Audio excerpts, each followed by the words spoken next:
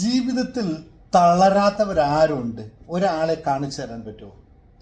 ജീവിതത്തിൽ തകർച്ച അനിവാര്യമാണെന്നേ, അതൊന്ന് അംഗീകരിക്കൂ എന്ന്. അതില്ലാതിരുന്നാൽ നമുക്ക് ബലവാനും ശക്തനുമാകാൻ സാധിക്കില്ല എന്നുള്ളതാണ് മനസ്സിലാക്കേണ്ട തത്വം. അപ്പോൾ ഞാൻ എൻ്റെ ഈ പുസ്തകം ശുഭാപ്തി വിശ്വാസവും ശുഭചിന്തകളും ഇങ്ങനെ ഒരു കാലഘട്ടങ്ങളിൽ എഴുതിയതാണ്. ഓരോ തകർച്ചയ്ക്കും പിന്നിലുള്ള പുതിയൊരു നീ പിറക്കുന്നു എന്നുള്ള ചിന്തയിൽ നിന്നും, തകർന്നുപോയ സ്വപ്നങ്ങൾക്കിടയിൽ നിന്നാണ് സത്യമായ കരുത്തുണ്ടാവുന്നത് എന്നുള്ള തിരിച്ചറിവുണ്ടായി. അതുകൊണ്ട് പിഴവുകളിലൊന്നും പേടിക്കുകയല്ല വേണ്ടത്. നഷ്ടങ്ങൾക്കായി മറ്റുള്ളവരുടെ കുറ്റപ്പെടുത്തലുകളും ശ്രദ്ധിക്കേണ്ടതില്ല. ജീവിതം നിന്നെ തകർക്കുന്നില്ല, അതൊക്കെ നിന്നെ ശുദ്ധമാക്കുന്നതേ ഉള്ളൂ. പക്ഷേ നിന്നെ തകർക്കുന്നത് നിന്റെ തന്നെ അനാവശ്യമായ ചിന്തകളും അല്ലെങ്കിൽ എന്താ പറയുക, നമ്മുടെ മാറ്റിവെക്കലും നീട്ടിവെക്കലുമാണെന്ന് തിരിച്ചറിയുക.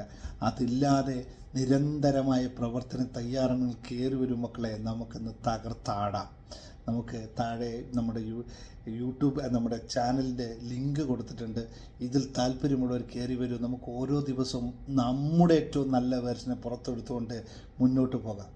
നമുക്കും സാധിക്കും. നമുക്കും ഈ വിശ്വം മുഴുവൻ, ഈ പ്രപഞ്ചം മുഴുവൻ, ഈ യൂണിവേഴ്സ് മുഴുവൻ നമുക്ക് വേണ്ടി പ്രവർത്തിക്കുന്നതായി കാണിച്ചു തരാൻ പറ്റും.